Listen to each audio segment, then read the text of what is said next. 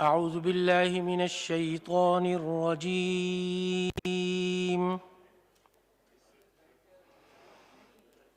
بسم الله الرحمن الرحيم يا أيها الذين آمنوا إذا نودي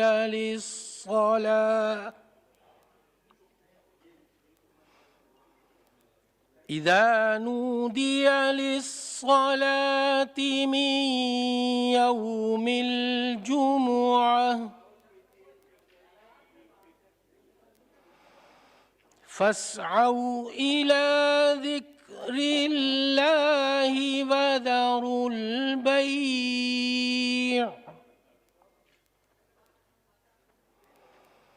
ذلكم خير لكم إن كنتم تعلمون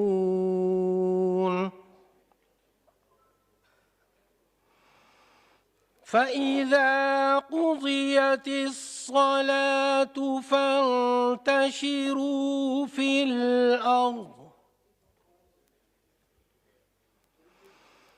الأرض وابتغوا من فضل الله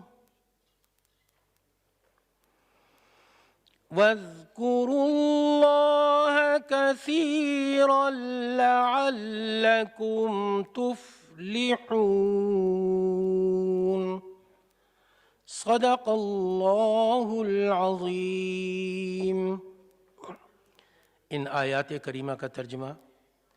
ए ईमान वालो, जब जुमे के दिन नमाज के लिए पुकारा जाए तो अल्लाह के ज़िक्र की तरफ लपको और ख़रीदो फ़रोख्त छोड़ दो, ये तुम्हारे लिए बेहतर है अगर तुम समझो। फिर जब नमाज पूरी हो जाए तो ज़मीन में मुंतशिर हो जाओ और अल्लाह का फ़ज़ल तलाश करो और अल्लाह को कसरत से याद करो ताकि तुम्हें फ़लाह नसीब हो। हदीस रसूल सल्लल्लाहु अलैहि व आलिहि वसल्लम। अन औस इब्न औस रज़ियल्लाहु तआला अन्हु क़ाल क़ाल रसूलुल्लाहि सल्लल्लाहु अलैहि वसल्लम इन्न मिन अफ़ज़लि अय्यामिकुम यौमुल जुमुअह फ़अक्सरू अलय्य मिनस्सलाति फ़ीहि फ़इन्न सलातकुम मअरूज़तुन अलय्य औ कमा क़ाल अलैहिस्सलातु वस्सलाम। रवाहु अबू दाऊद। हज़रत औस इब्न औस रज़ियल्लाहु ताला अन्हु से रवायत है कि हुज़ूर सरवर कौनैन सल्लल्लाहु अलैहि व आलिहि वसल्लम ने इरशाद फरमाया, तुम्हारे दिनों में से सबसे ज़्यादा फ़जीलत वाला दिन जुमे का दिन है, बस तुम उस दिन में मुझ पर कसरत से दुरूद भेजा करो, इसलिए कि तुम्हारा दुरूद मुझको पेश किया जाता है। सदक़ रसूलुहुन नबीयुल करीम।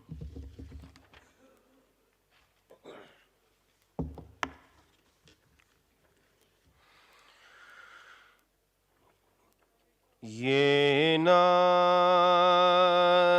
ये अंदाज़ हमारे नहीं होते, ये नाज़ ये अंदाज़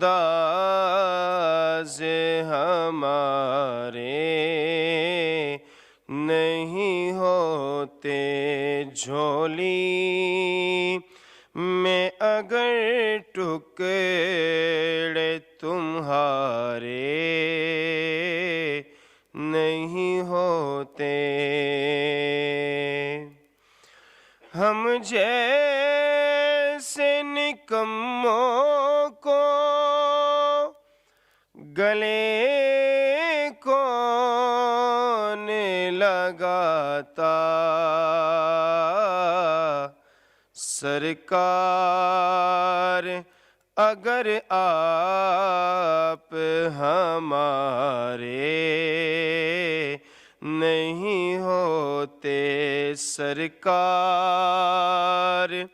अगर आप हमारे नहीं होते,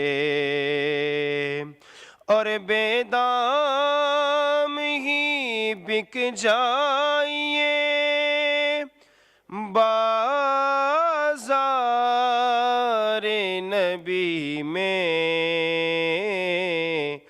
बेदाम ही बिक जाइए बाज़ारे नबी में,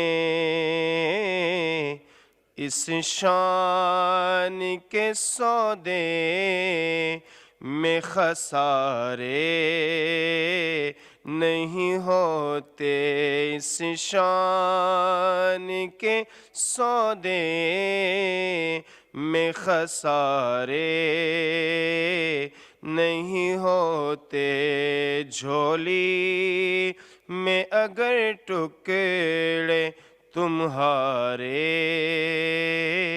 नहीं होते।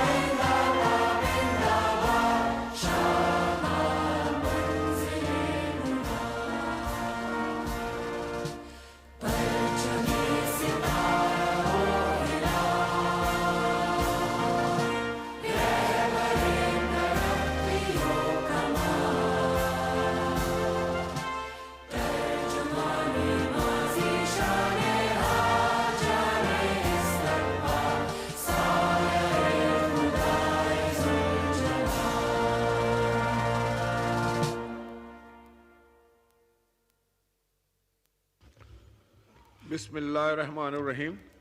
Leave applications. Miss Aisha Rajab Ali has requested for the grant of leave for 15th February 2023. Is leave granted? Granted.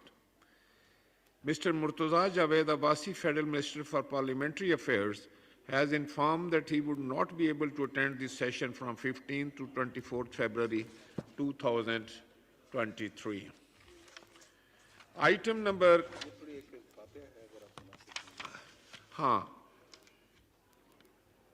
फातिहा खानी के लिए ये MNA हमारे MNA जनाब अली परवेज़ मलक के ताया वफात पा गए हैं। मैं दरख्वास्त करूँगा जनाब शतराली साहब से कि वो दुआ फरमाएं। बिस्मिल्लाहिर्रहमानिर्रहीम अल्हम्दुलिल्लाहि रब्बिल आलमीन अर्रहमानिर्रहीम मालिकि यौमिद्दीन इय्याका नअबुदु व इय्याका नस्तईन इहदिनस सिरातल मुस्तकीम सिरातल लज़ीना अनअमता अलैहिम गैरिल मग़दूबि अलैहिम वलद्दाल्लीन आमीन। बिस्मिल्लाहिर्रहमानिर्रहीम कुल हुवल्लाहु अहद अल्लाहुस समद लम यलिद व लम यूलद व लम यकुल लहू कुफुवन अहद। बिस्मिल्लाहिर्रहमानिर्रहीम कुल हुवल्लाहु अहद अल्लाहुस समद लम यलिद व लम यूलद व लम यकुल लहू कुफुवन अहद।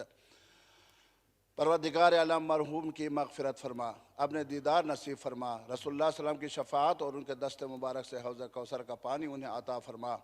अल्लाहुम्मा अग़फ़िरहु वरहमहु वला तुअज़्ज़िबहु वजअल क़ब्रहु रौज़तम मिन रियाज़िल जन्नह व अस्किनहु फ़िल जन्नतिन नईम बिहक़्क़ि ला इलाहा इल्लल्लाह Muhammad.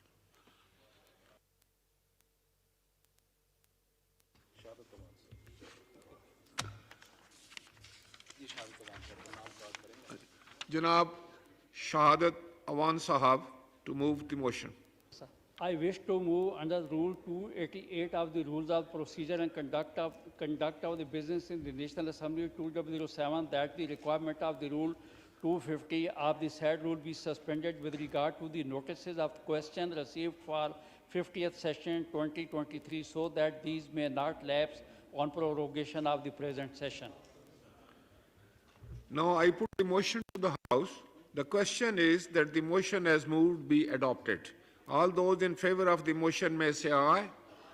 All those against it may say no. I think the ayes have it, and consequently the motion is adopted. Item number 2, calling attention notice. Ms. Alia Kamran to move item number 2, calling attention of the Minister for Interior.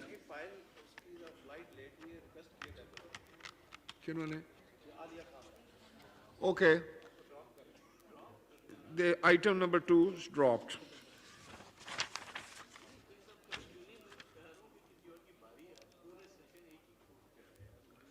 ये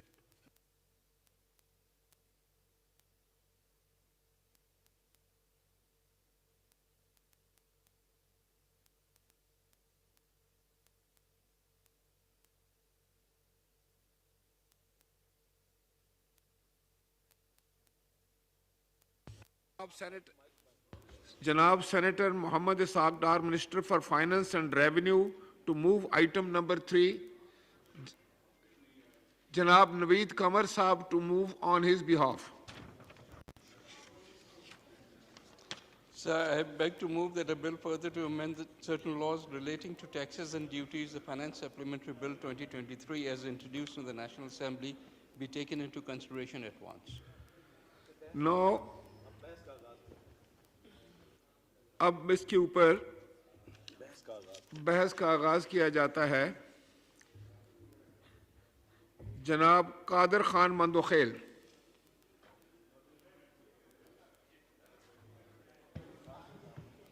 जनाब speaker, आप भी हैं।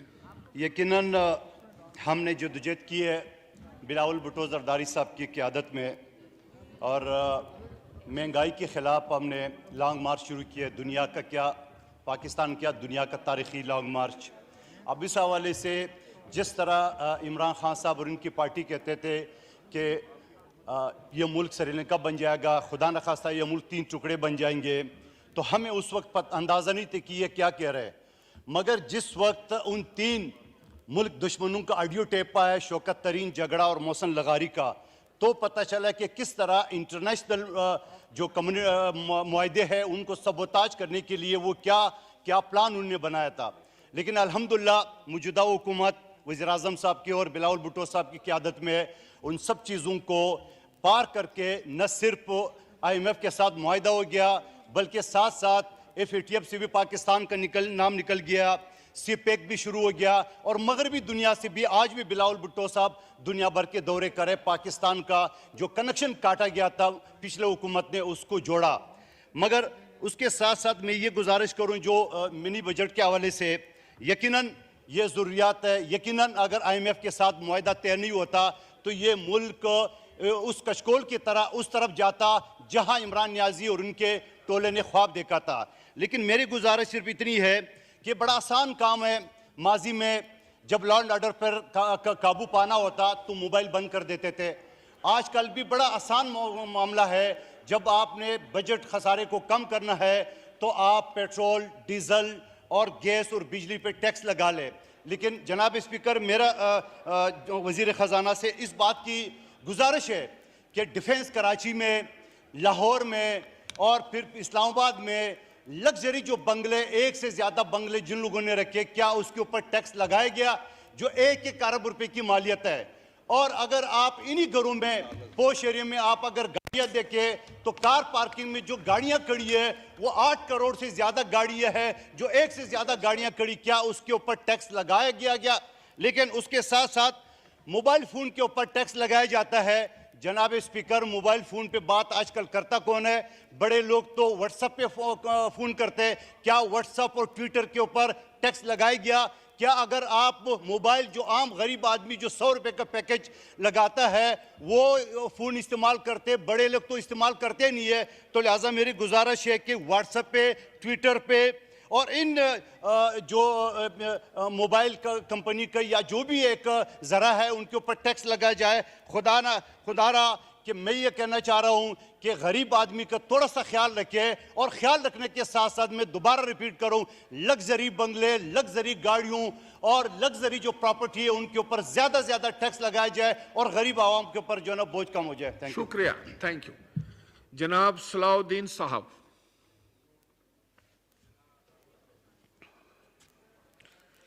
शुक्रिया जनाब speaker कि आपने मुझे ज़मीनी बजट 2022-23 पर बात करने का मौका फराहम किया।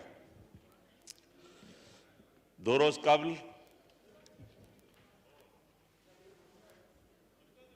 पाकिस्तान के वज़ीर ख़जाना इसहाक डार साहब ने यहाँ अपना ज़मीनी बजट पेश किया।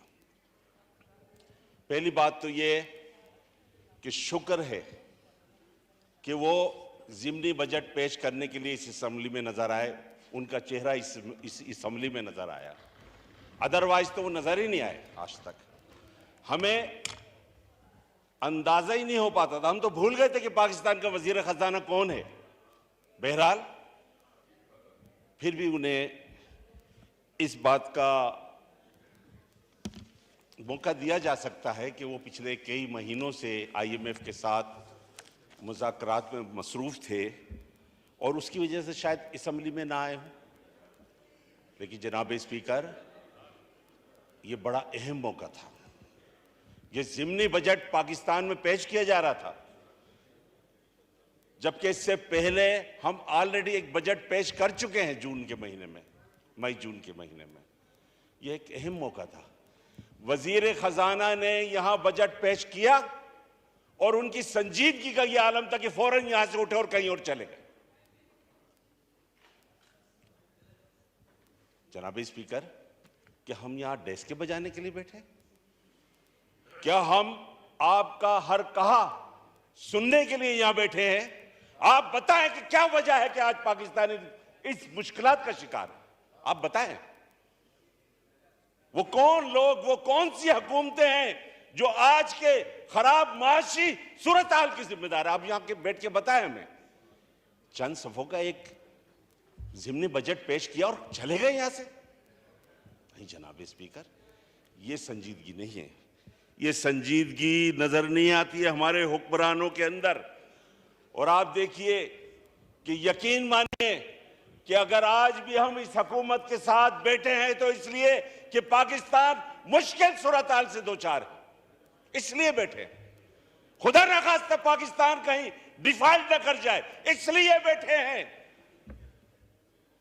खुदा न खास्ता पाकिस्तान किसी मुश्किल सूरत हाल में न चला जाए, इसलिए बैठे हैं यहां। MK पाकिस्तान, जिस पर हमारी रियासत की तरफ से मुख्तलिफ इल्जामात लगाए जाते रहे हैं और वो इल्जामात लगा के कराची जैसे शहर में कश्तो खून के खेल खेले जाते रहे। आपको अंदाजा है हमारे शहर के हर दूसरे तीसरे घर ऐसा है कि जहां एक लाश उठी है। एक नौजवान को, एक बाप को, एक बेटे को, एक भाई को, एक शोहर को शहीद किया गया है वहां पर, ये कह के कि ये मुल्क दुश्मन है। हम मुल्क दुश्मन है? जनाब स्पीकर, अगर पिछली हुकूमत में भी बैठे थे तो इसलिए कि पाकिस्तान मौजूदा बहरान से बाहर निकले। आज भी अगर इस हुकूमत में बैठे हैं तो इसलिए कि पाकिस्तान मौजूदा जो माशी इक्तिसादी बहरान है इससे बाहर निकले। लेकिन पाकिस्तान की रियासत के जो बड़े बड़े अहम ओहदे हैं, मुझे तो उस वक्त बड़ा अफसोस हुआ कि पिछले कई महीनों से IMF के साथ डील चल रही थी, मामलात चल रहे थे और ये मामलात मौजूदा हुकूमत इसकी जिम्मेदार नहीं है। साबका हुकूमत के वजीर खजाना हफीज शेख साहब उनके साथ मुआहदा करके गए थे। और जिम्मेदारी फिर आई थी शौकत तरीन साहब के ऊपर, वो भी रजामंदी जाहिर कर आए थे। बाद में आके उस वक्त के वजीर आजम ने वो तमाम वादे जो IMF के साथ किए थे उन तमाम वादों से मुकर गए और पेट्रोल की कीमत जिसे बढ़ाना था उसे कम कर दिया। यहीं से हमारा सेटबैक शुरू हुआ। पहले मिफ्ता इस्माइल ने कोशिश की कि इन हालात को संभाला जाए, फिर बाद इसहाक डार साहब ये कहकर आए कि मैं आऊंगा तो सब कुछ संभल जाएगा। ये जो डॉलर काबू से बाहर है ये हमारे काबू में आ जाएगा। ये जो महंगाई रोजाना बढ़ रही है ये महंगाई कम से कम दर हो जाएगी। ये जो गुर्बत बढ़ रही है ये गुर्बत खत्म हो जाएगी। लेकिन जनाब स्पीकर, ऐसा नहीं हुआ और मुझे पाकिस्तान के सदर पाकिस्तान पे अफसोस होता है कि हम काफी तगदो के साथ IMF के साथ जल्द अज जल्द ये मुआहिदा करना चाहते थे कि ताकि इस मुश्किल से निकले, और सदर पाकिस्तान ने कहा कि नहीं, मैं ऑर्डिनेंस पे साइन नहीं करूंगा। अरे भाई, इससे पहले जो ऑर्डिनेंस पे साइन किया करते थे आंखें बंद करके किया करते थे, इसलिए कि तुम अपनी पाकिस्तान के अपने आप को सदर नहीं मानते हो बल्कि किसी एक पार्टी का कोई ओहदेदार जिम्मेदार मानते हो।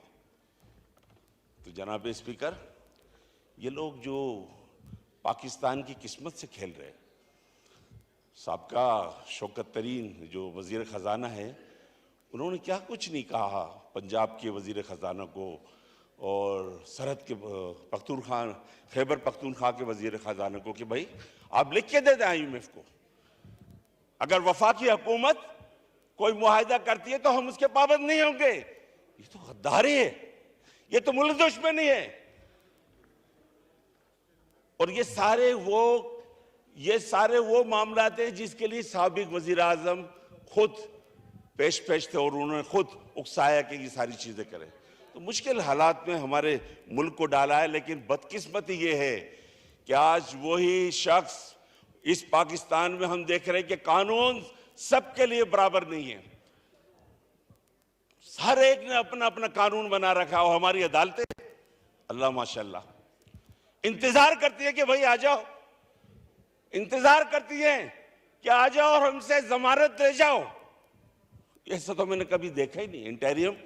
इंटेरियम बेल के लिए इंतजार हो रहा है, कहा जा रहा है कि आओ हमसे जमानत। क्या हमारी अदालतें, क्या हमारी जुडिशरी पाकिस्तान की जो 23 करोड़ अवाम है उनको भी ऐसा मौका देती है? तो जनाब स्पीकर, जिस मुल्क के अंदर इस तरह के मामलात होंगे तो फिर उस मुल्क की किस्मत, उस मुल्क के मुस्तकबिल के बारे में कुछ वसूख से नहीं कहा जा सकता। बहरहाल बात यह है कि 15 फरवरी को वज़ीर ख़ज़ाना साहब ने यहाँ अपना ज़िमनी बजट पेश किया और उस ज़िमनी बजट में बहुत सारे टैक्सेस लगाए गए, 170 अरब के टैक्सेस लगाए गए, सेल टैक्स बढ़ाए गए और उसके साथ साथ जो है मुख्तलिफ जो फेडरल एक्साइज ड्यूटी होती है उसमें भी इजाफा किया गया।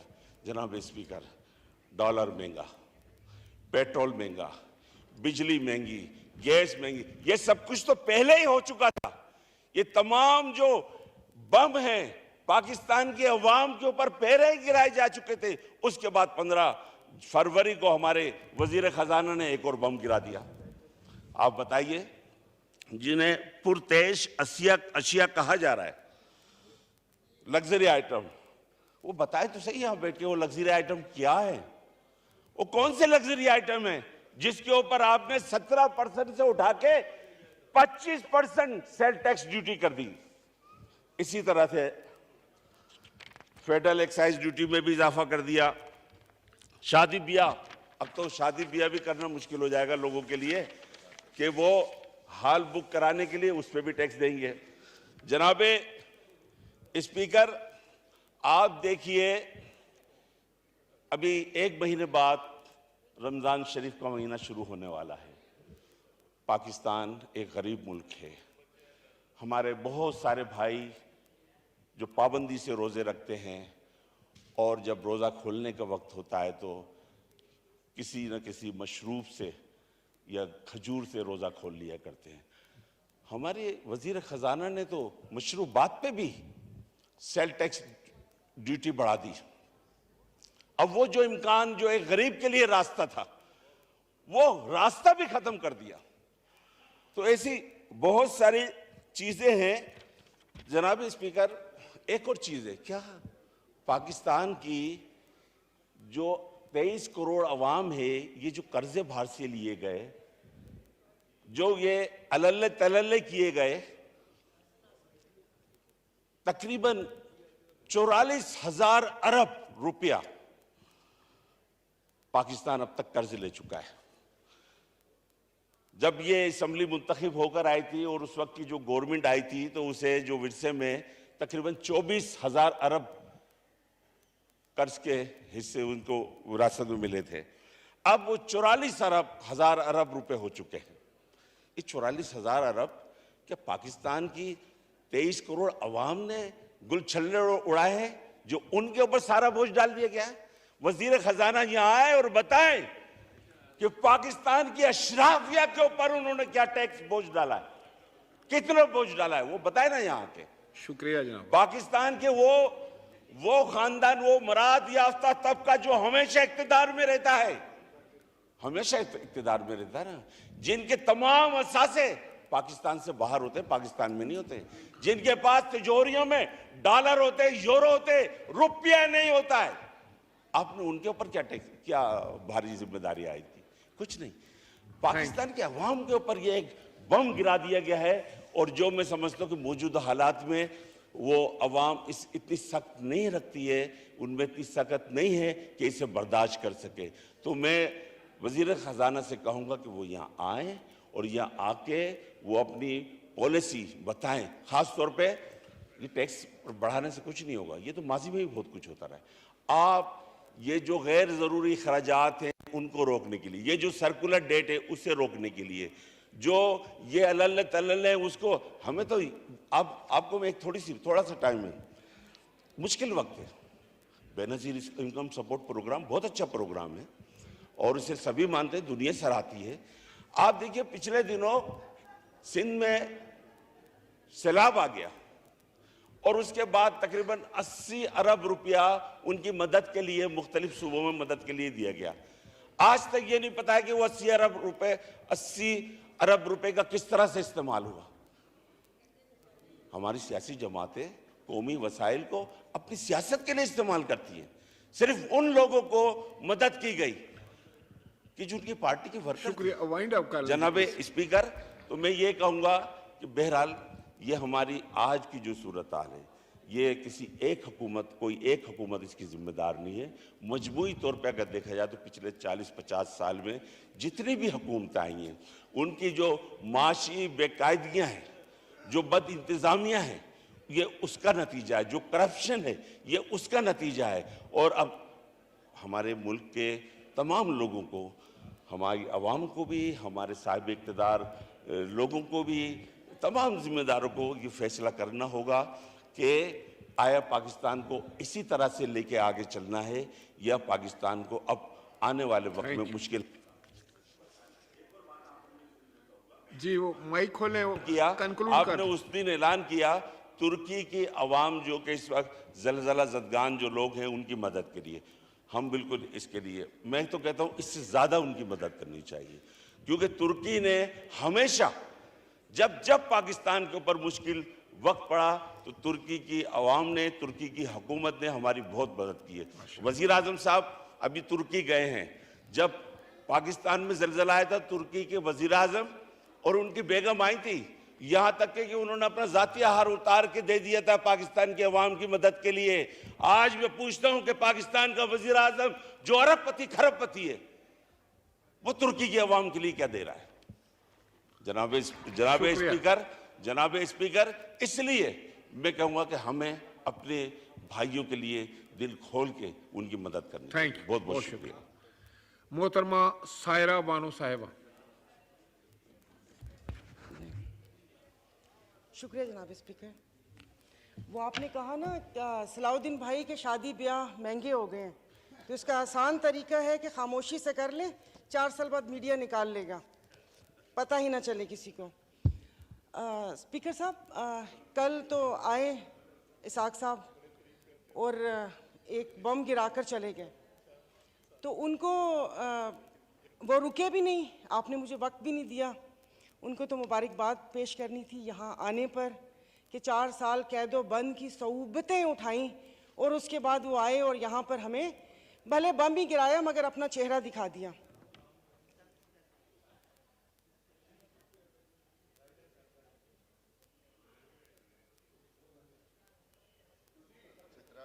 जी मोहतरमा सायरा बानो नहीं, साहब। वो मैंने कहा शायद ज़रूरी बात है मैं भी सुनूं कि कौन सा वो। तो जनाब स्पीकर, इधर जिससे भी पूछा उन्होंने कहा कि भाई ये जो IMF से मुआहदा हुआ है ये मुल्क के लिए बहुत ज़रूरी है और ये है वो है। तो मैंने भी कोई तनकीद नहीं करनी थी। अब ज़ाहिर है पाकिस्तान को डिफ़ॉल्ट होता तो नहीं देख सकते, हालांकि गो कि इसमें मेरा कोई हिस्सा नहीं है। तो लेकिन मैंने सिर्फ वज़ीर ख़जाना साहब को एक रिक्वेस्ट करनी थी कि 15 और 25 वाले को तो छोड़ें, मुझे एक 50,000 वाले का बजट बनाकर दिखा दें। आप मुझे बजट बनाकर दिखा दें, मैं आपको इसको भी मैं आपको वोट दूंगी और आइंदा आने वाले आपके फैसलों को भी मैं सेकंड करूंगी। सर, ये कौन सी बात है कि आप आए, आप जिस दुख तकलीफ और कर्ब से गुजरते ही नहीं हैं, उससे गुजरते ही नहीं हैं, और आप यहाँ पर आके भाषण देते हैं कि ये हमें मुश्किल फैसले करने पड़ेंगे। मुश्किल फैसले अपने लिए करें ना, अपने लिए क्यों नहीं करते? अवाम को सादगी का दर्स दिया जा रहा है। इनके एक एक लिबास और इनकी अशिया जो इस्तेमाल करते हैं उनकी कीमतों का आपको अंदाजा है? डेली एक फोटो शूट आता था, 15 लाख रुपए का कोट, 10 लाख का जूता, 15 लाख का स्कार्फ। ये एक पाकिस्तान जो डिफॉल्ट हो रहा है, वेंटिलेटर पर है, उसकी आवाम को ये मजाक, एक तस्वीर ट्विटर पे डेली शेयर होती थी। मुझे सिर्फ एक 50,000 वाले के जीने का हक छीन लिया है उन लोगों से। आप मुझे बताएं कि ये पेट्रोल के लिए यहीं पर ही थे। मेरी एक और आपसे रिक्वेस्ट है कि कोई ऐसा रूल है कि जो हुकूमत है वो यहीं बैठी रहे और अपोजिशन के वो बेंच हो जाए, क्योंकि मेरे ख्याल में इन बेंचेस में, इन चेयर्स में कोई प्रॉब्लम है कि यहाँ पर बैठने वाला बोलता है और वहाँ पर जाकर सुम्मुन बुकमुन उम्यून बन जाते हैं ये लोग, इनकी जुबान नहीं चलती। और यही जब मैं वहाँ पर बैठ के हुकूमत पर तनकीद करती थी तो यहाँ पर सब बैठे डेस्क बजाते थे। आज जब मैं यहाँ पर खड़ी होकर हुकूमत पर तनकीद करती हूँ तो उन सबको प्रॉब्लम होता है। तो जनाब स्पीकर, इन्होंने तो यहाँ तकरीर कर दी। इस तकरीर के बाद अगर इतनी हिम्मत है, कल मैं एक ग्रोसरी शॉप तक गई थी, वो भी कोई F6 नहीं गई थी, यहाँ कोई चाइना मार्केट के पीछे कोई दुकान है, वहां पर जाकर आप लोगों की तकलीफ, उनकी आंखों से उनका अंदाजा लगा ले। मुझे यहाँ पर कल ये करंट डेफिसिट और खुदा जाने क्या क्या बता रहे थे। मैं या आप अपने हलके में जाकर किसी गरीब आवाम को क्या इनको करंट डेफिसिट बताएंगे कि हमारी अयाशियों से तुम लोग इस साल तक पहुंचे हो, अब तुम ही लोगों को बर्दाश्त करना पड़ेगा, ये कुर्बानी तुम लोगों को देनी पड़ेगी। लेकिन फिर मैंने सोचा कि कुर्बानी तो हलाल जानवर की जायज़ है, तो इसका मीन हम हलाल हैं, जिनकी कुर्बानी नहीं है उनकी कुर्बानी जायज़ नहीं है। अब आप देख लेंगे कि यहां पर उठते ही जो बोला था, मैं आज इस फोरम पे अपनी पार्टी की तरफ से, मुस्लिम लीग फंक्शनल और सदर पीर पगारा और सदरुद्दीन शाह की तरफ से मैं आप बिलावल साहब को मैं दावत देती हूं कि आप सिंध से महंगाई मार्च शुरू करें, हम आपके साथ हैं। और मैं अपने एमक्यूएम के भाइयों को भी कहती हूं कि वो वहां से यहां आए थे ना कि महंगाई है, तो ये वक्त है अपनी महाजर कौम के सारी गिले दूर करने का, कि तब भी आप लोगों के साथ थे महंगाई के लिए और आज भी इस हुकूमत को लात मारी है इस महंगाई की वजह से। लेकिन हम यहाँ पर बैठ के सिर्फ बातें करेंगे। यहाँ पर मेरी कुछ मेंबरान से बात हुई है, नाम नहीं लूंगी मैं। एक से मैंने कहा कि कल तुम डेस्क तो ना बजाते, सुन ली थी तकरीर, कहता गरीब पैदा क्यों होता है, गरीब का कसूर है। इधर किसी ने मुझे बोला कि मुसलमान को सब्र और शुक्र का दर्स दिया गया है, सब्र शुक्र करें, पूरी दुनिया में महंगाई है। मैं टिम हॉटन्स और क्या कहते हैं PSL का मैच देखने वाले और कराची 2 दरिया में खाने वालों की बात नहीं कर रही, मैं उसकी बात कर रही हूँ जिसके 5-5 बच्चे और एक बाइक है, वो पेट्रोल भरवाएगा, दवाई लेगा या क्या करेगा। इन्होंने यहाँ पर वो कहते हैं कि शहद में घोल घोल के यहाँ पर सारा ये बजट बता दिया। मैं वैसे लिखा हुआ पढ़ नहीं सकती, इसलिए कि उसमें जज्बात नहीं होते, वो रीडिंग होती है। जैसे कल परसों ये वजीर खजाना साका साहब ने आके बिना जज्बात के यहाँ पर आकर कागज पढ़ के और ये जा और वो जा दूसरे के ऊपर, और पीछे यहाँ पर बैठे हुए सारे पीछे डेस्क पे जा रहे थे कि उसने वो कर दिया, क्योंकि इनकी तो दुकान चल रही है।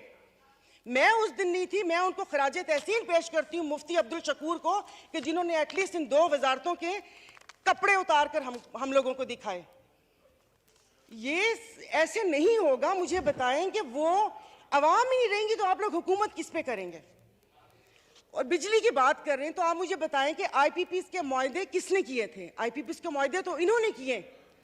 स्पीकर साहब, आपकी तवज्जो चाहूंगी। और कल उन्होंने कहा कि हुकूमत जैसे ही संभलने वाली थी तो सैलाब आ गया। तो जनाब स्पीकर मुझे माफ़ कर दीजिए, जिस वक्त सैलाब आया तो उस वक्त तो हम अपनी जिंदा दिली का सबूत दे रहे थे। 75 करोड़ आवाम के खून पसीने और टैक्स की कमाई से हम यहाँ पर तकरीबात कर रहे थे। और मज़े की बात है, प्लीज़ मतलब मैं बहुत आराम से बात कर रही हूँ, कोई तंज नहीं करूँगी, कि अभी आइन की तकरीबात का आगाज़ हुआ है। क्या आइन के आर्टिकल 3 to आई थिंक 27 या 35, 36 आगे, क्या उस पर यह रियासत पूरा उतरती है? क्या हमारी जानो माल की हिफाजत है यहाँ पर? हमें बुनियादी सहूलतें मुयस्सर हैं यहाँ पर? मतलब हम लोग इतने नाक के पक्के हैं कि उस पर वो करके आइन की बात कर रहे हैं। और ये हालात इस नहद तक ना पहुंचाएं कि हम अपनी बड़ों की कुर्बानियों को बेफजूल समझें, क्योंकि गोरे से तो लेके रहेंगे पाकिस्तान, ये नारे लगाकर हमने आज़ादी तो ले ली, अब मैं किससे आज़ादी मांगूं? क्या गोश्त खाने के लिए हमने आज़ादी मांगी थी कि खुला गोश्त यहाँ पर खाने को मिल जाए? उसके अलावा तो कुछ भी नहीं है। और मुझे माफ़ कर दीजिएगा कि उस कश्मीर वाले दिन में यहाँ पर ना वज़ीर आज़म थे, ना वज़ीर ख़ारजा थे, ना दिफा मिनिस्टर थे, और ये यहाँ पर कश्मीर का वो हो रहा था। और जो मोदी की कहानी सुना रहे थे, मुझे तो एक सेकंड के लिए, मैं तो उस वक्त आई थी, मैं समझी कि आप शायद यहाँ के हालात सुना रहे हैं। मुल्क को पता नहीं आप लोगों ने कहाँ से कहाँ पहुँचा दिया। टैक्सीज की बात करें, जैसे अभी मेरे भाई ने बोला कि रमज़ान आने वाला है, मशरूबात पर, अरे मीठे मशरूबात पर क्यों टैक्स लगा रहे हैं? कड़वे मशरूब को लीगल करके उसके ऊपर टैक्स लगाएं ताकि रेवेन्यू भी मिले पाकिस्तान को। मीठे मशरूबात एक गरीब रोज़ा रख के एक उसकी ख्वाहिश होती है रूह अफ़ज़ा पीने की या वो करके, और उन्होंने कहा बाकी चीज़ों पे टैक्स नहीं लगा। मुर्गी गोश्त महंगा नहीं हुआ, वो अल्हम्दुलिल्लाह हमारे पाकिस्तानी खुद ही महंगा कर लेंगे। जनाब स्पीकर, अभी वज़ीर आज़म साहब ने कहा था कि ये जो थर्ड कोल है ये गेम चेंजर होगा, उसके ऊपर तो टैक्स लगा दिया, वो क्या गेम चेंजर होगा? और नहीं, उसको हलाल कर दे, मीठा तो गरीब पीते हैं, आप लोगों को उसको लीगल करके उसके ऊपर टैक्स लगा देना चाहिए। तो जनाब स्पीकर, ये सब बैठ के इसके मसले को, मेरी बात सुनिए मोहतरमा, मैं एक तवज्जो आपकी दिलाना चाहता हूँ कि सेनेट की तरफ से फाइनेंस सप्लीमेंट्री बिल पर सिफारिशात मौसूल हो चुकी हैं, जिनकी कापियाँ आपको मुहैया कर दी गई हैं, लिहाजा आप उन पर भी बहस करना चाहें तो कर सकती हैं। सर, अभी कौन सी कॉपियाँ? और आज हालात तो यहाँ पर है कि आज पावर की मीटिंग है और रात को 90 सफ़ों का एक पम्फलेट आ गया था, मैं 90 सफ़े रात को बैठ के पढ़ती और ये यहाँ पर आके करती। जनाब स्पीकर, ये ऐसी बात करते हैं यहाँ पर। अब मैं, सायरा बानो नाम है, एक्टिंग भी बहुत अच्छी करती हूँ। इन सब की आवाज़ के साथ इनको इनका कोरम याद दिलाऊंगी, जो यहाँ पर 5 दिन लगातार आप करो तो हलाल, अपनी तकरीर जारी रखिए, आप अपनी तकरीर। तो ये यहाँ पर जनाब स्पीकर, इनको no cross talk please. Honourable मेंबरान ने एक दूसरे से क्रॉस टॉक नहीं कर सकते किसी सूरत में। फर्क नहीं पड़ता ना, दिल दुखा हुआ हो तो तब ना।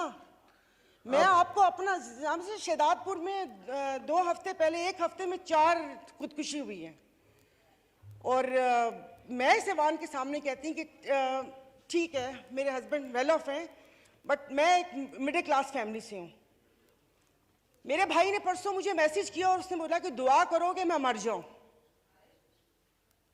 और वो सिर्फ एक मेरा भाई नहीं है, मैं पूरे अपने जो भाई जिनका राब्ता मुझसे नहीं है, मैं उनकी मैं बात कर रही हूँ। जनाब स्पीकर, कल मैं गई थी, वो जिस बंदे ने 4 टमाटर और 4 आलू लेकर 400 उसके पास नहीं थे, उसने पर्स निकाला, मैं शर्म से गड़ के मर गई। 272 लीटर पेट्रोल आप लोगों ने मुश्किल करनी है तो आप V8 और बड़ी बड़ी ग्रैंड क्रूजर को 500 लीटर पेट्रोल देना, गरीब को आप नहीं वो करें।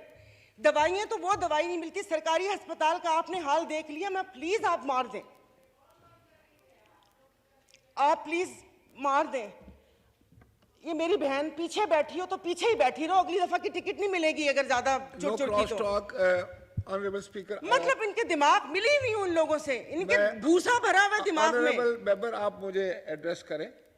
और नहीं सर, ये ऐसे बोलती कोई काम है नहीं, पार्टी में कोई पूछता है नहीं, और यहाँ पर आके सिर्फ ये 4 अल्फाज बोल के और उसको वो कोशिश करती है कि हमने भी उंगली कटवा के शहीदों में नाम लिखवाया है। मतलब ये कौन लोग हैं? आप जारी रखें।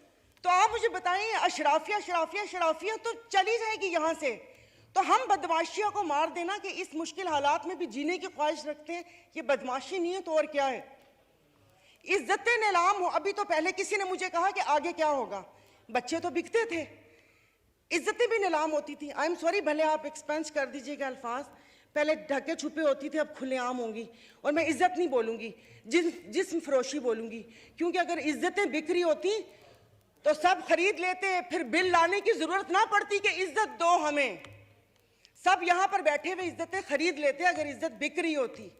तो आप मुझे बताएं कि कोई लाए अमल दे दें कि अगले 5 साल तक ये मुश्किल हालात बर्दाश्त कर लो या 10 साल तक बर्दाश्त कर लो, तो फिर भी तसल्ली हो कि ठीक है, मैं नहीं रही तो ठीक है, मेरे बच्चे उसमें रहेंगे। सर, आपने तो बच्चों से जीने का हक छीन लिया इन लोगों ने। 20,000 वाला क्या करेगा?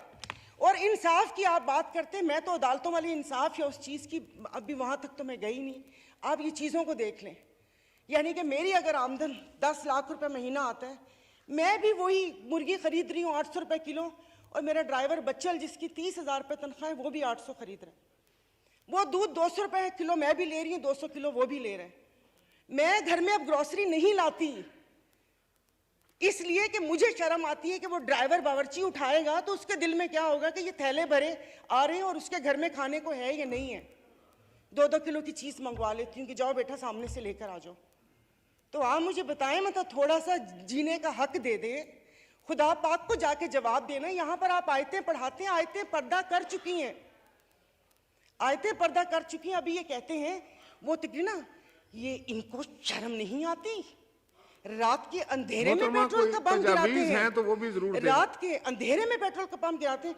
मुझे तो समझ नहीं आ रही थी, चश्मा नहीं था, मैंने कहा ये क्या हो गया, शायद मैं रात को रोई हूँ, अल्लाह पाक ने मेरी दुआ सुन ली। पता चला वो पिछले थे मैसेजेस ना, जब वो यहाँ पर बैठा करते थे।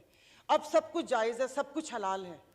यहाँ पर बहुत तुर्की हमारे भाई हैं, और शुक्र अल्हम्दुलिल्लाह शाम का नाम भी लिया, क्योंकि पहले 1 हफ्ता तो उस बेचारे का नाम ही नहीं था।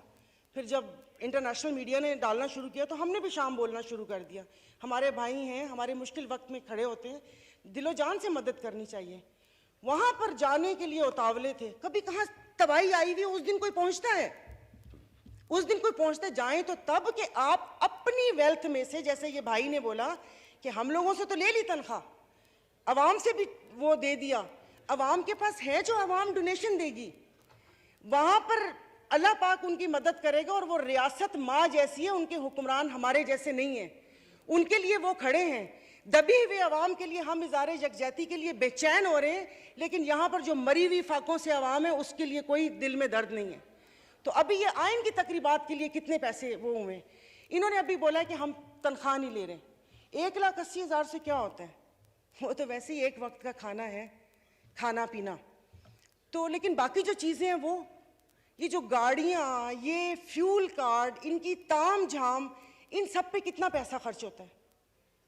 देखो, खुदा का खौफ कर ले, मेरे पास कोई अल्फाज नहीं है, ये सारा कुछ मैंने लिखा था लेकिन ये बेफजूल है। मैं किसको इशारिये सुनाऊंगी कि 13 पॉइंट ये हुआ, मोडीज़ की रेटिंग ये है, वो ट्रांसपेरेंसी ने ये बोला वो बोला।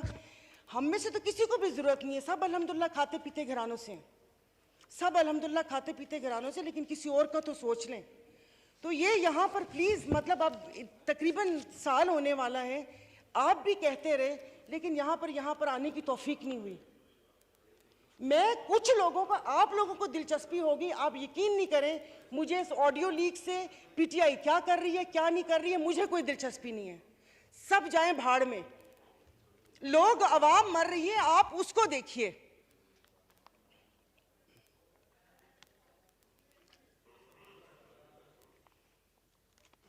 तो खुद ही कह लेते इनसे सिफारिश क्यों करवाई। मोहतरमा कंक्लूड कीजिए, वाइंड अप कर ले। तो मैं वाइंड अप ही कर रही हूँ। मेरे पास तो कोई ज़ाहिर है वो इतने ना इशारिये हैं, ना मैंने मुआशियात इतनी पढ़ी हुई है। कॉलेज नहीं था वो, ऐसे ही वो कॉलेज था, साइंस कॉलेज नहीं था, आर्ट्स कॉलेज था, समझ भी नहीं आती थी। मुआशियात एग्ज़ाम था, 30 नंबर थे, 3 ग्रेस मार्क मिले थे, 33 नंबर हैं मुआशियात के। और एक ही याद है कि इंसान मौशी जानवर है, लेकिन घर का किचन चलाती हूँ, घरेलू औरत हूँ, तो मुझे पता है कि ये सब, आई एम सॉरी, ये सब बकवास है ये जो बता रहे हैं। इससे ये होगा, इससे वो होगा, इससे ये होगा, इससे वो होगा। जिस वक्त खाना बनाने या किचन में खड़े ना, उस वक्त आटे दाल का भाव पता चलता है। शुक्रिया, बहुत मेहरबानी।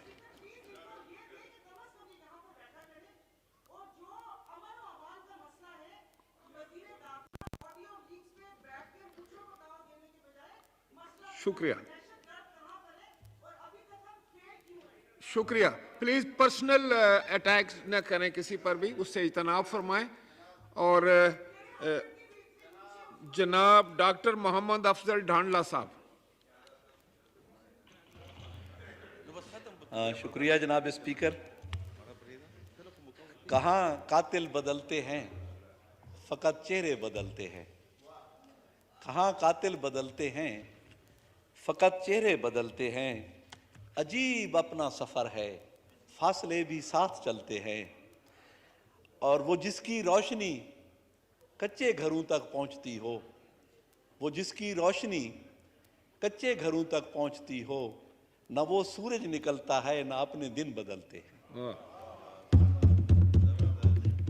शुक्रिया जनाब स्पीकर। पहले भी मैंने तकरीर की थी कि हमें अपने इज्तिमाई रवैये तब्दील करने की ज़रूरत है। पाकिस्तान जब से बना है, हर आने वाली हुकूमत ये कहती है कि मुल्क नाजुक मोड़ पे खड़ा है। 70 साल में हम उस मोड़ को नहीं क्रॉस कर सके। जनाब स्पीकर, अब तो कितने वजीर खजाना, हर हुकूमत के साथ कोई 2-4 नए वजीर खजाना आते हैं, और जो भी वजीर खजाना आता है, अब तो आने वाले से खौफ लगता है कि पता नहीं ये कौन सा एजेंडा लेके आ रहा होगा और कौन सी मुसीबतें अवाम के लिए लेके आ रहा। हर बजट में ये कहा जाता है, जिस तरह जहन को जंजीर से डर लगता है, पीर व मुर्शिद हमें हर पीर से डर लगता है, और मकतबा फिक्र की बोहतात जहां होती है, तर्जमा ठीक है तफसीर से डर लगता है।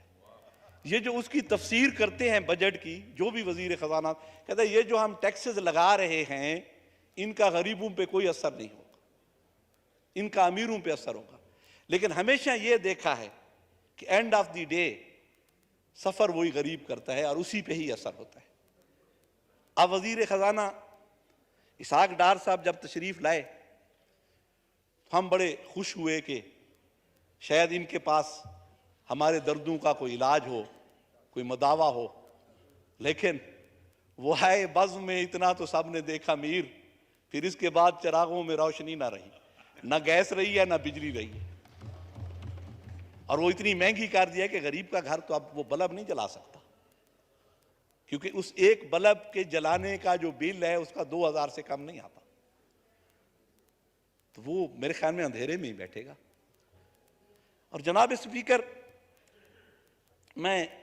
हमारी बदकिस्मती ये है कि यहां ज़राअत की पॉलिसी बिजनेसमैन बनाता है या इंडस्ट्रियलिस्ट बनाता है, और गरीब की पॉलिसी हम अमीर लोग बनाते हैं। ना जिसने कभी गुर्बत देखी है वो गरीब की पॉलिसी क्या बनाएगा।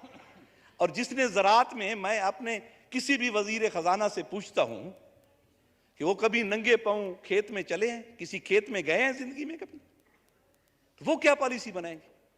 अभी कल वजीर खजाना साहब ने फरमाया कि हमने अरबों का पैकेज दे दिया एग्रीकल्चर को। मैं यहाँ थल के काश्तकार की तर्जमानी पता नहीं कितने सालों से कर रहा हूँ कि उनका कर्जा माफ करें। ये मेरे पास 2 नोटिस हैं जो मैं लेके आया हूँ।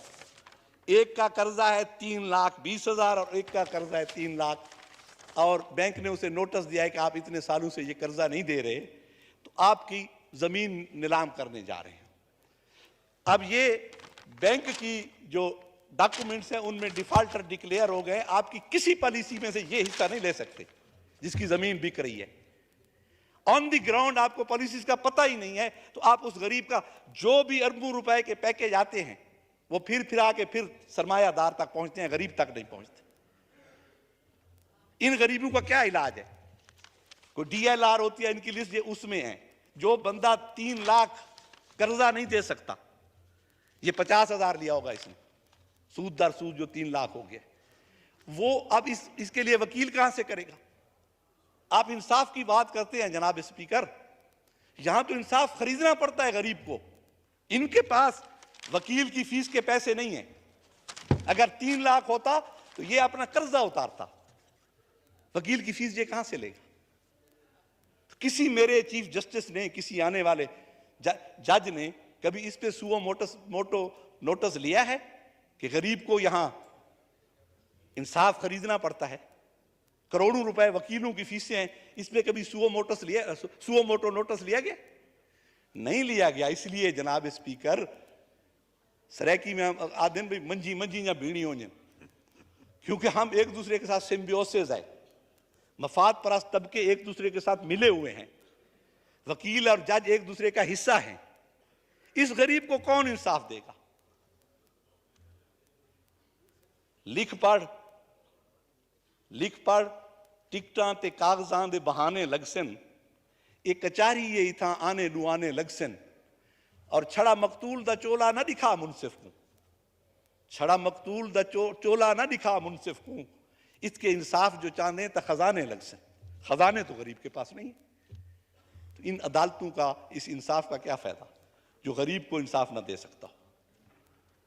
जनाब स्पीकर, हम पता नहीं कहां से चले हैं और कहां जा रहे हैं। मैंने पहले भी कहा था, इस वक्त अगर आपको इस मुल्क को बहरान से निकालना है तो खुदारा एग्रीकल्चर को फोकस कर लें। एग्रीकल्चर के अलावा कोई रास्ता नहीं है हमारा इस बहरान से निकलने का। और अगर आप एग्रीकल्चर को फोकस कर लेंगे तो आपको किसी IMF की जरूरत नहीं पड़ेगी। लेकिन हम हमेशा कहते हैं कि एग्रीकल्चर हमारी रीढ़ की हड्डी है, और उसी रीढ़ की हड्डी में हम सुराख किए जा रहे हैं, उसको कमजोर किए जा रहे हैं। सर, इंडस्ट्रीज में हम हजारों साल पीछे हैं तरक्की याफ्ता दुनिया से। अब मैं जो मेरे पास 1 करोड़ रुपया आता है अगर, और मैं एक जापान की बनी हुई कार ले लेता हूं, तो पैसा तो वापस चला गया करोड़ रुपया। मेरे मुल्क में तो वहां सिर्फ मजदूर ने तनख्वाह ली होगी, और तो कुछ नहीं है मेरे मुल्क का उसमें। तो फिर आके क्यों हम लग्जरी गाड़ियों की इंपोर्ट पे पाबंदी नहीं लगा सकते? बंद करें गाड़ियां इंपोर्ट करनी, ट्रांसपोर्ट लाएं, आप पब्लिक ट्रांसपोर्ट को स्ट्रांग करें। हम पब्लिक ट्रांसपोर्ट में सफर क्यों नहीं कर सकते? एक वजीर मुशीर, एक ब्यूरोक्रेट, एक जज के घर 10-10 गाड़ियां खड़ी हैं, उनका पेट्रोल भी गवर्नमेंट दे रही है। क्यों हम एक गाड़ी नहीं दे सकते? क्यों हमारे जो रूलिंग क्लास है, जो ब्यूरोक्रेसी है, वज़रा है, मुझे वो एक कनाल के घर में नहीं रह सकते? एक के घरों में रह रहे हैं सब लोग, 10-10, 100-100 मुलाजिम उनके घरों में खड़ा है। 100 बैग उठाने के लिए एक मुलाजिम है। मैं बाहर पढ़ता रहा हूं, मैं डर्माटोलॉजी में UK में, तो वहां प्रोफेसर का चपड़ासी नहीं था। प्रोफेसर खुद फाइल उठा के बाहर जाता था, मरीज को बुला के ले आता था और उसे चेक करता था। हमें अगर चाय देनी होती थी क्लास को तो वो खुद ट्रॉली खींच के लाता था, कहता था हेल्प यूर सेल्फ। ये निज़ाम हम कब लाएंगे सर? यहां तो वही जो अंग्रेज आए थे, यहां हम उनके गुलाम थे, वही निज़ाम चल रहा है और हम गुलामी में जकड़े हुए हैं। यहां गरीब तो सर, गरीब का जीना 2 बार हो गया सर। तू तो खिले खिलन जोगा, मैं रोवां तो रो ना सकदा। तू तो खिले खिलन जोगा, मैं रोवां तो रो ना सकदा। दुनिया रब दी तेरे हिस्से, मैदे हिस्से भूख दे किसे। वो तो भूख है उसके हिस्से में। तू तो मौत को खाक समझ दे, तू तो मौत को मार सटे ने। साकू ता एक लाजे कीते, लाजे लाजे मरना पौंदे। और ई नगरी विच कोई ना आवे, ना कोई इत्था देरा लावे। ई नगरी विच कोई ना आवे, ना कोई इत्था देरा लावे। इत्था ता कोई एझा दुखे, छी को भी द्रफ चढ़ना पौंदे। सर, यहां तो गरीब की हम सिर्फ बात ही करते हैं। सर, आप IMF के पास ना जाएं।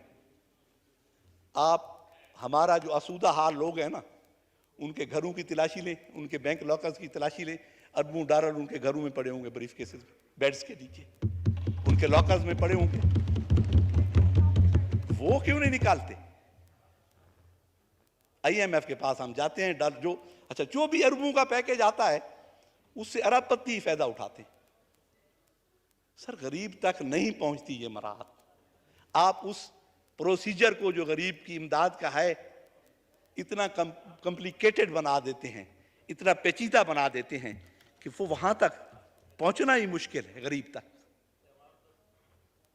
IMF है, वो हमने देखा है, जो फार्मास्यूटिकल कंपनीज होती है ना, उनका जो मेडिकल रैप होता है, वो कहते हैं तुमने टारगेट 1 लाख का पूरा करना है। वो जब लाख का पूरा करता है तो वो कहते हैं आप 1.5 लाख का है अगले महीने। तो IMF ने तो यही करना है। ये तो मकसद है कि हमें खुद सोचना है। ये शर्त उल्फत भी अजीब है मोहसिन, ये शर्त उल्फत भी अजीब है मोहसिन, मैं पूरा उतरता हूं वो मेयार बदल देते। वो तो इस अरब से 1 अरब 1.5 अरब दे रहे हैं, ये होगा तो अगले दफा कहेंगे अब और टैक्सेस लगाए अगले अरब के लिए। ये तो मेयार बदलते रहेंगे जनाब। सर इसका एक हल है, एक तो ये है कि ना हमारा जो सालाना बजट था उसमें, ना इस बजट में जो 2 हमारे बहुत अहम इशू हैं इस मुल्क के, वह एक पॉपुलेशन ग्रोथ है, दूसरा पानी की कमी है। इनके लिए कोई जिक्र ही नहीं। पॉपुलेशन ग्रोथ को आप जब काबू नहीं करेंगे तो हम तो कहां, आपके वसाइल बढ़ नहीं रहे, पॉपुलेशन इतनी तेजी से बढ़ रही है, कोई हुकूमत पूरा नहीं कर सकती उसे, कोई मंसूबा और नहीं है जब तक आप इस पे तवज्जो नहीं देंगे। जनाब स्पीकर, क्या आपसे अब कहें हम, बस ये है कि इनसे कहें खुदारा एग्रीकल्चर पे तवज्जो दें, उसको फोकस करें। उससे आपको एग्रीकल्चर 4-5 अजनास हैं, गंदम पैदा कर लें, कपास पैदा कर लें, चावल कर लें, ऑयल प्रोड्यूसिंग सीड्स जो है वो पैदा कर लें और एग्री बेस्ड इंडस्ट्री में आ जाए। ये है राह हमारी तरक्की की। तो इससे हम 70% जो आपकी आबादी है वो तो एग्रीकल्चर से मुंसलिक है। तो आप उनके बारे में ना सोचते हैं, ना उनकी पॉलिसीज हैं, और पॉलिसीज बनाने वालों ने जिंदगी में कभी खेत में गए ही नहीं, एग्रीकल्चर देखा ही नहीं, वो पॉलिसीज बना रहे हैं। इसमें हम जरूरी है कि आप एक कौम, एक मंजिल और एक पॉलिसी, इस पे बैठ के सोचें, और रियासत के साथ वफादारी, और रियासत के मफाद की पॉलिसी जाती मफादात की नहीं। यहां तो जाती मफादात के लिए कवानीन भी बन जाते हैं, पॉलिसीज भी बन जाती हैं, लेकिन बस अल्लाह हमें किसी सीधी राह पे चला दे ताकि अब भी हमें मैं तो कहता हूं डिफॉल्ट होने दें, इस मुल्क को डिफॉल्ट होने दें। गरीब उठ के हमारा सब कुछ छीनेंगे, हम भी गरीब बनेंगे। इस वक्त हम अल्लाहु अकबर, अल्लाहु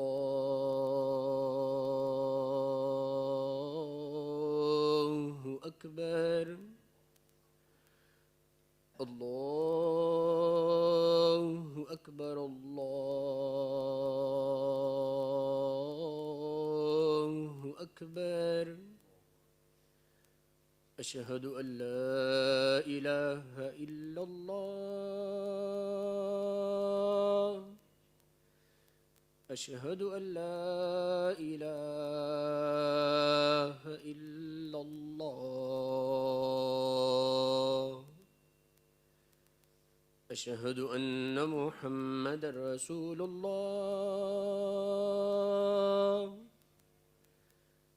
अशहदु अन्न मुहम्मदर रसूलुल्लाह। हय्या अलस्सलाह,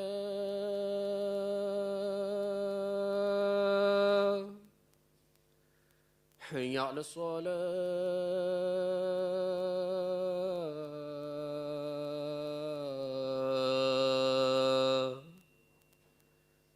हय्या अलल फलाह,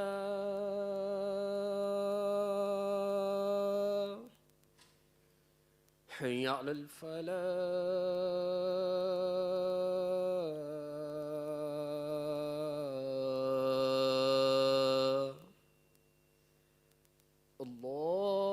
अल्लाहु अकबर, अल्लाहु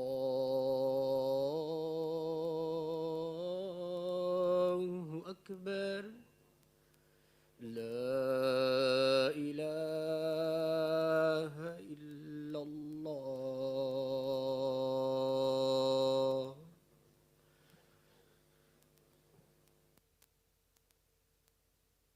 डॉक्टर मोहम्मद अफजल ढांडला साहब। जनाब मैं अर्ज कर रहा था कि बैठे मोटे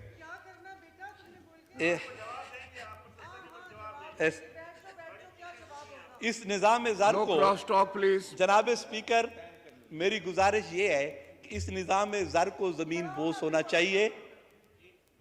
वतन को कुछ नहीं खतरा, निज़ाम ज़र है खतरे में। वतन को कुछ नहीं खतरा, निज़ाम ज़र है खतरे में। हकीकत में जो राहज़न है वही राहबर है खतरे में। और अगर तशवीश लाहक है तो सुल्तानों को लाहक है। न तेरा घर है खतरे में, न मेरा घर है खतरे में।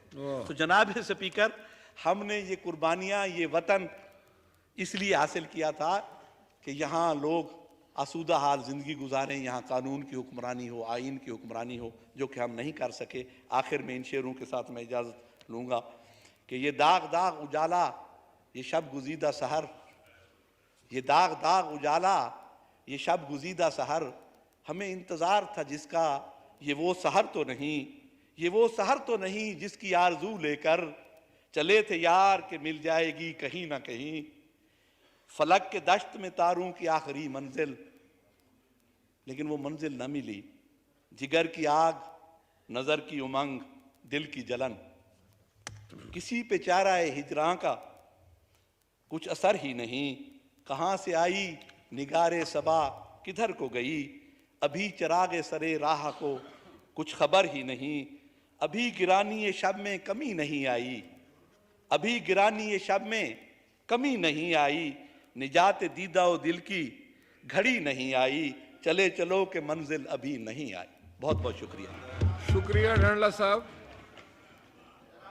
आगा रफीउल्लाह साहब, सब आपको भी आते, सब आते, सबको बात करने का मौका मिलेगा इंशाल्लाह। जी बहुत शुक्रिया जनाब स्पीकर। जनाब स्पीकर, इसमें कोई दो राय नहीं है कि आज गरीब आदमी की ज़िंदगी मुश्किल है। मुश्किल क्या, मुश्किल से मुश्किल है। सर कौन पेश करेगा? मुझे हमारे कुलीग्स, चाहे वो इस साइड पे हो चाहे इस साइड पे हो, जाना सब ने अवाम के पास है, अवामी नुमाइंदगी करनी है हमने।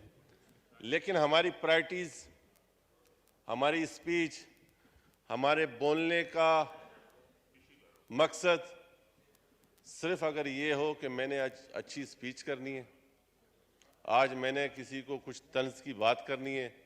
जब हमारे ज़ाती मफादात होते हैं तो यहाँ पर हम कोरम के नाम पे पूरे हाउस को ब्लैकमेल कर रहे होते हैं।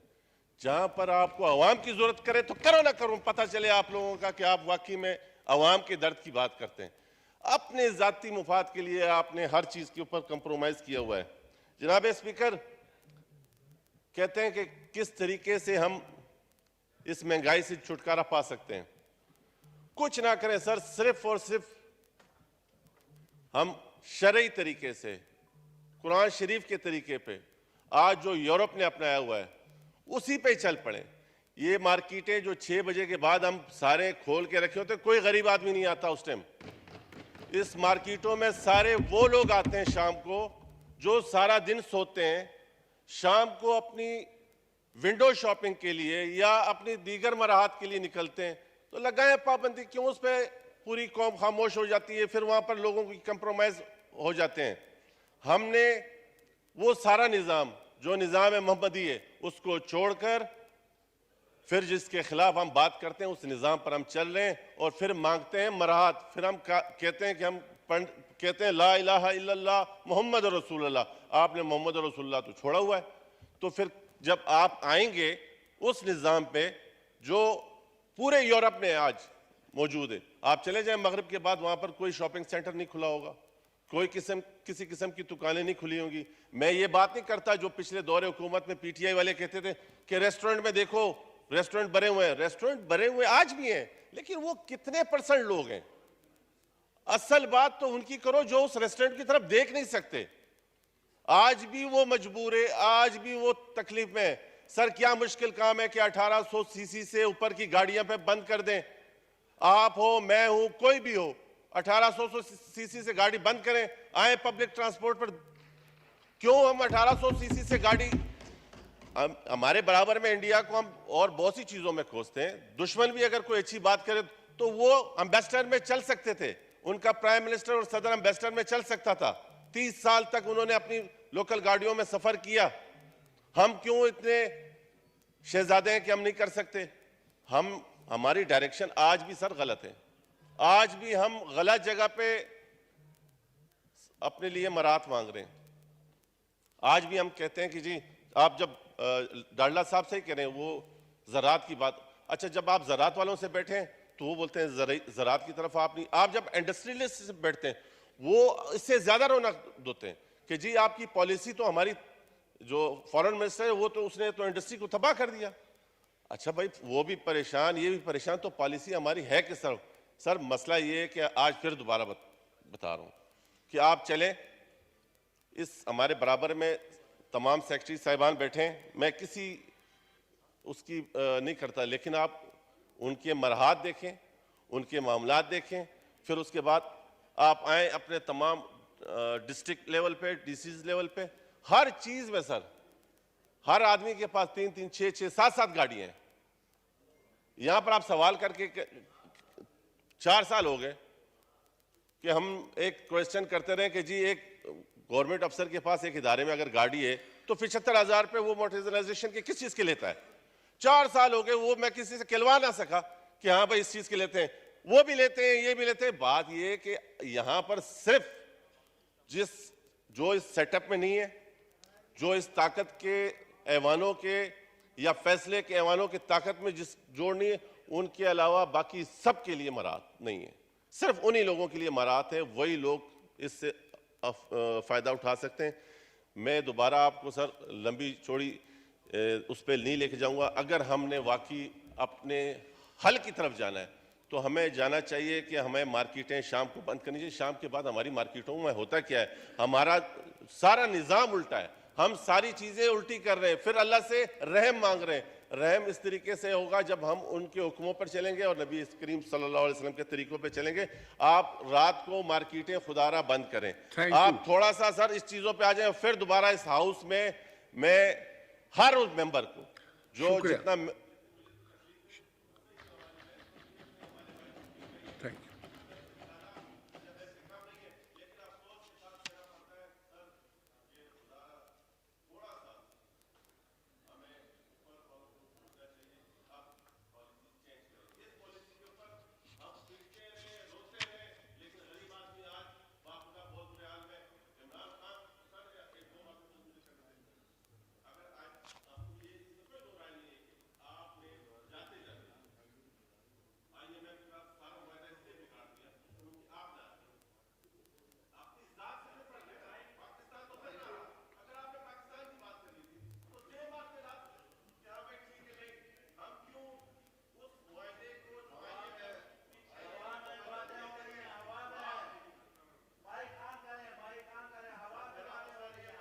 माइक ऑन करें।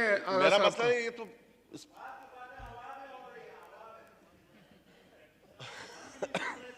जनाब स्पीकर, बात ये है कि जब पीटीआई जब गवर्नमेंट चेंज होने जा रही थी, जब हम जिसको पीटीआई एमएफ बजट कहते थे वो इसीलिए कहते थे, वो था अवाम के खिलाफ। जब आप जाने लगे, आपको पता लगा कि मैं जा रहा हूं, आपने उसकी मुखालफत की, आपने उस मुआहदों को तोड़ा, जो आपने गलत मुआहदे किए उसको तोड़ा, जिसको आज फिर इस 4 महीनों में डार साहब जिस तरीके से भी भुगताते रहे। लेकिन आज फिर भुगत कौन रही है? अवाम भुगत रही है। वो लोग जो अपोजिशन से हुकूमत में आए वो तो नहीं भुगत रहे। अगर आप अवाम के खैर ख्वाह थे, आप अवाम के खैर ख्वाह हैं, तो आज भी खुदारा ये जो सियासी गैर इस्तेकाम आपने इस मुल्क में जो बनाया हुआ है, और ये जो आपने माहौल ऐसा बनाया हुआ है कि फिर मुल्क उस दहाने पे जाए, मेहरबानी करें सर, अगर इससे इमरान खान सेट होता है और पाकिस्तान सेट होता है तो एक दफा फिर दोबारा इस लंगड़े को देख ले। मैं कुछ मेंबरान और भी बात करना चाह रहे हैं, तो मौलाना अकबर चतराली साहब भी बात करना चाहते हैं, खीलदास साहब भी करना चाहते हैं जी। हाँ, ये जो आपने एक लफ्ज़ इस्तेमाल किया है लंगड़ा, ये ज़रा मेरा ख्याल है एक्सपांड करता हूँ मैं इसको। और अब मैं मोहतरमा ज़ेब जाफर साहब, आप आइटम नंबर 8A मूव कर लें, जस्ट मूव द मोशन। ये एक यूनिवर्सिटी है चतराली साहब। Thank you mister speaker. On behalf of Federal Minister for Education and Professional Training, I would like to move under Rule 288 of the Rules of Procedure and Conduct of Business in the National Assembly 2007 that the requirement of Rule 122 of the said rules be suspended in order to take up the Pir Roshan Shah Institute of Progressive Science and Technology, Miran Shah Bill 2023. Now I put the motion to the House. It has been moved under the Rule 288 of the Rule of Procedure and Conduct of Business in the National Assembly 2007 that the requirement of Rule 122 of the said rule be suspended in order to take up the P. Roshan Institute of Progressive Science and Technologies, Miran Shah Bill 2023. All those in favor of it may say aye. All those against it may say no. I think the ayes have it and the motion is adopted. Item number 4B, Mohtarama Zeb Jafar Sahiba. Thank you, Mr. Speaker. On behalf of Federal Minister for Education and Professional Training, to move that the bill to provide for establishment of Pir Roshan Institute of Progressive Sciences and Technologies, Miran Shah, Khyber Pakhtunkhwa. The Pir Roshan Shah Institute of Progressive Sciences and Technologies, Miran Shah Bill 2023, as introduced in the National Assembly, be taken into consideration at once. Now I put the motion as moved to the House. All those in favor of the motions may say aye. All those against it may say no. I think the ayes have it and consequently the motion is adopted. Clause by clause reading. Clauses 2 to 11. The question is that clauses 2 to 11 do stand part of the bill. All those in favor of it may say aye. All those against it may say no. I think the ayes have it and consequently clauses 2 to 11 stands part of the bill. Clause 1 preamble and title. The question is that clause 1 preamble and title do stand part of the bill. All those in favor of it may say aye. All those against it may say no. I think the ayes have it and consequently clause 1 preamble and title stands part of the bill. Mohtarama Zeb Jafar Sahaba to move item number 4C. Thank you, Mr. Speaker. On behalf of Minister for Federal Education and Professional Training, to move that the bill to provide for establishment of Pir Roshan Institute of Progressive Science and Technologies, Miran Shah, Khyber Pakhtunkhwa, the Pir Roshan Institute of Progressive Sciences and Technologies, Miran Shah Bill 2023 be passed. Now I put the motion as moved to the House. All those in favor of it may say aye. All those against it may say no. I think the ayes have it. The motion is adopted and consequently the bill is passed.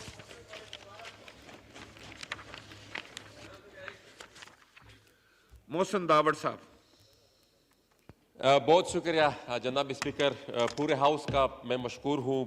Prime minister साहब का बहुत मशकूर हूँ. Education minister साहब का आपका मशकूर हूँ कि आपने इतना इस पूरे प्रोसेस को एक्सपीडाइट किया. यकीनन शुमाली वज़ीरिस्तान के अवाम के लिए आज एक खुशी का दिन है. एक जंगज़दा इलाका जिन्होंने हमेशा तकालीफ ही देखी है और अभी भी काफ़ी मसाइल का सामना है. वहाँ पर बदमनी है और उसके अलावा काफ़ी मसाइल हैं.